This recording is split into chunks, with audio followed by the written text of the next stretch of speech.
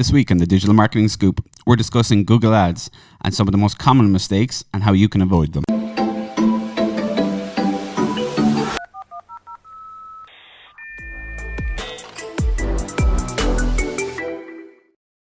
Hey everyone, and welcome to this week's episode of the Digital Marketing Scoop.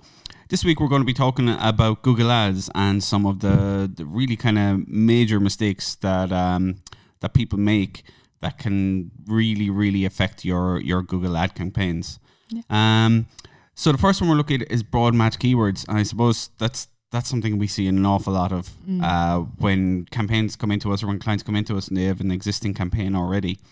A big mistake that is made is that within their ad groups, they just have broad match keywords. And basically broad match keywords are when you put your keyword into Google Ads without any pluses or inverted commas or brackets around it. So it's basically telling Google, here's my keyword. Okay, I want to show for that. But when you don't, when you're using broad match, you're going to show for keywords related to those keywords as well. And as the name states, that is extremely broad. And you can end up with an awful lot of traffic that is wasteful, basically, and not related to what you're selling at all. Yeah, I mean, if you're using broad match keywords, you're basically telling Google, do you know what, Google, do what you want. Yeah. Just go for it. Yeah. You're going to really just eat up your budget. Yeah. It's near to pointless. As well as I think Google recommends it at the start. Oh, I didn't. Or when you pull in their keywords, they just pull in as broad match, automatic. Yeah. So that's a major mistake. Like if you put in a broad match, for example, of let's say sound engineer Cork, you could end up showing for keywords where someone's searching for a microphone. Potentially, it can almost be that broad. Yeah.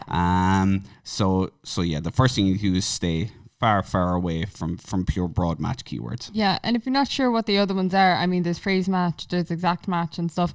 Just have a look up on how to just put those in and just change the broad words that you have in there and just put the little brackets around them and just start from there at least. That will save you a lot of wasted money.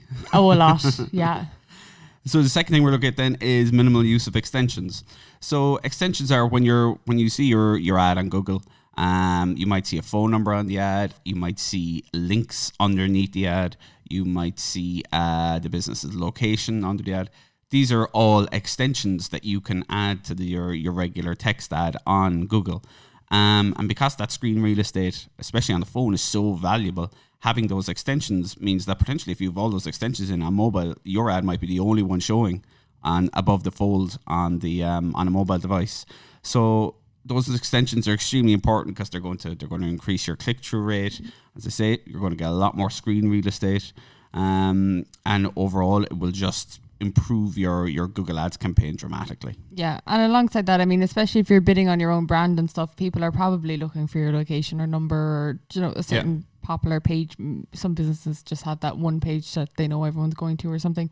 But it's great to be able to incorporate those into your ads as well, because as well as the real estate space, you're probably giving your customers exactly what they're looking for straight away as well. Exactly. Yeah.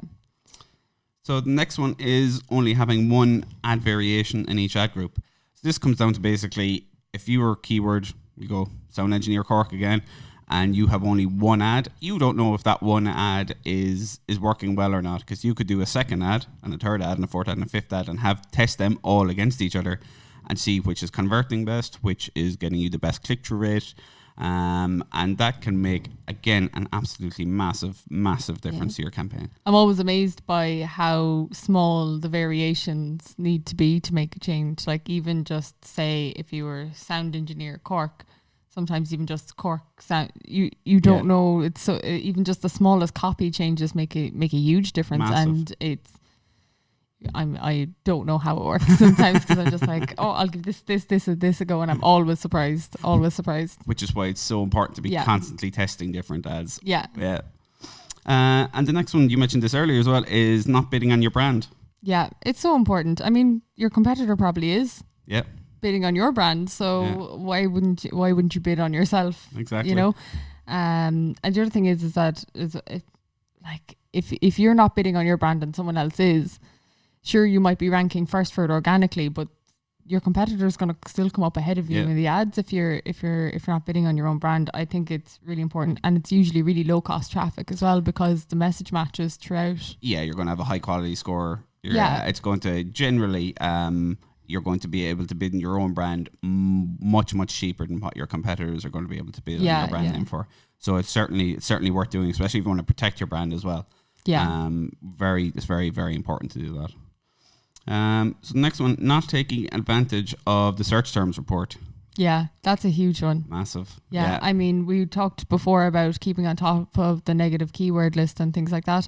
The search term report will give you so much data. And if you, going back to what we were talking about at the start there, the broad match keywords, if you've been using them all along, you could jump into your search term report now and see what Google is bringing up for your actual search terms that your ads were Google is taking the liberty of showing your ads to. Yeah. But I mean, the search terms report is great because you can straight away just start adding things to your negative keyword list. Just start weeding out because it's so important, because it really reduces your costs and it increases the relevancy of your ads as well, because you only want to show for certain search terms. I think one of the biggest mistakes that people can make with Google Ads is trying to be everything to everyone or all over the place. It's just not viable. No. You're not going to get your return on investment. Plus, when you go into that search terms report, if you've all your conversion tracking all set up correctly, you're going to be able to find those little gems of keywords, like little long tail ones, and then you can pull those out and create separate ad groups and separate campaigns for those keywords. Yeah. So basically, this particular keyword converts well. Okay, let's focus on that. Keep testing on that, trying out different extensions, testing different landing pages, because you know that keyword works. Yeah. So let's start building on that and increasing that conversion rate. And even one of your favorites, the single keyword ad groups, just pull out your best performing one and even just one with that. It's amazing how low you can get the cost on those. Yeah, absolutely.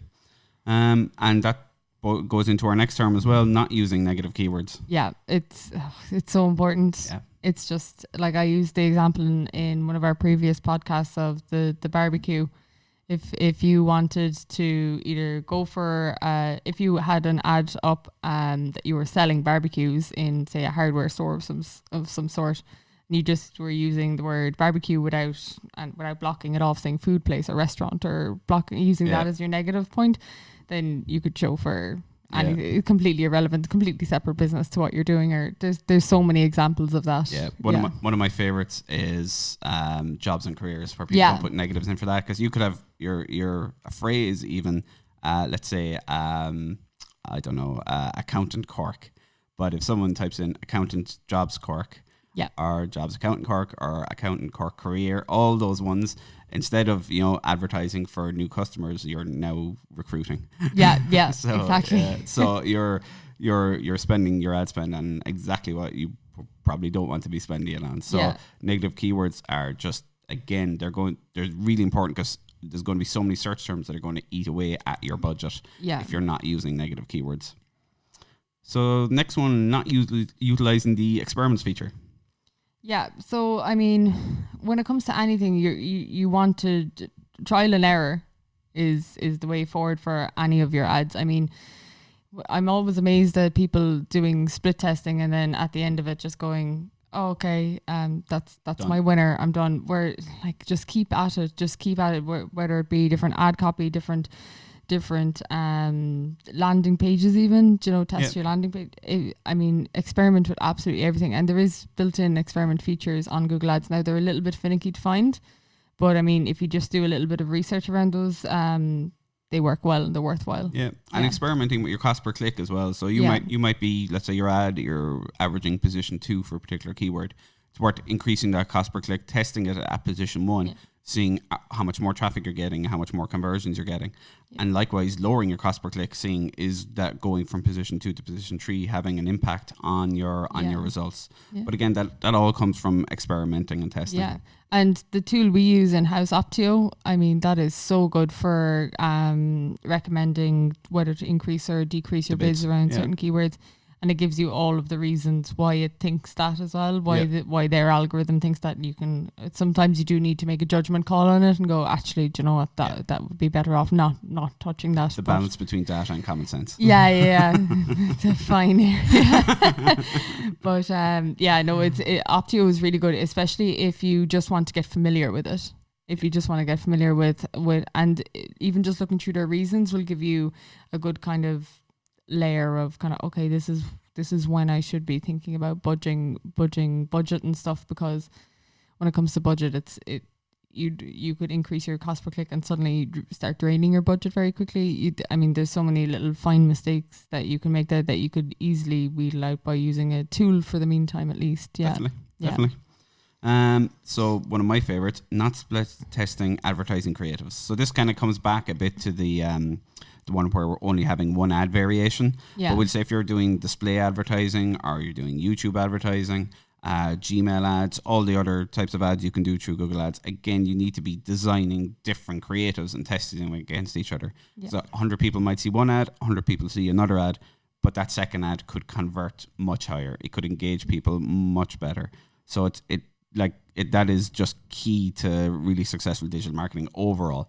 But within Google Ads, you need to be testing those creatives, whether they're banner ads, YouTube videos. It just has to be done, really. And no matter what strategy you have, like if you've gone, right, here's my target audience, this is what they like, this is what they don't like, you can never put down on paper how a creative is going to perform. You can never, just like I was saying earlier with the ad copy, just the slightest variations make such a difference. Yeah. Like a low quality image versus a high quality image alone will make a huge difference. Not to mind having different images, but I think right across the board that creatives, if you're thinking that you need to make one video or two images to split test, I'm talking 6, 7, 8. Especially with images. If you have the availability to create that many creatives, there's no reason not to test them. Yeah. And the last one, again, which is a really common one we see from new clients coming into us, is sending people to the wrong landing page. And the wrong landing page is generally the homepage. Yeah. Send them where they can find everything. Yeah. So again, if your website, you have 5 or 6 services on it and you're bidding on one of the keywords for those services, you should not be sending your traffic to the homepage. You should be sending them to the page of that service. Yeah. And then ideally split testing that page as well. But that's so common. Basically, people will go into Google Ads, they'll put in all their keywords and then send all the traffic to that page. Yeah. As well as that, you're going to impact your quality score. Sending people to the wrong landing page. If you're sending people to their homepage, you're asking them to start their journey of looking for what they're trying to find again. They're just going to go back out and go to maybe the next ad or the person who's ranking organically. And as well as that, if you don't have the availability to change your landing pages if they're bad to begin with, if you are sending them to those, what's the tool we use is Unbounce. Unbounce, yeah, and it's really good. You can just design up new ones very quickly. Very quickly. Yeah. And basically sending to the wrong landing page means you're going to be spending more, you're going to be getting less traffic, and you're going to be converting less people from browsers into buyers. Way less, yeah. So that is, number one, really. Well, between that and the broad keywords. I think they're probably the two biggest mistakes. Yeah, I think if you've been running a campaign yourself and you just haven't been 100% sure and just following Google guidelines, they're very easily can lead you astray very easily. The Google can, because between its recommended keywords, which are usually not great at the moment, and then you're just putting them in and it's automatically selecting broad match for you, it's not doing you any favors to begin with. So the first thing definitely is look at your broad match, look at your search term, and build on your negative keyword list. That would be for me anyway. I'd probably throw in as well, just make sure you have content that is perfectly matched to your keywords as well. Thank you very much. That has been this week's episode of the Digital Marketing Scoop. Bye.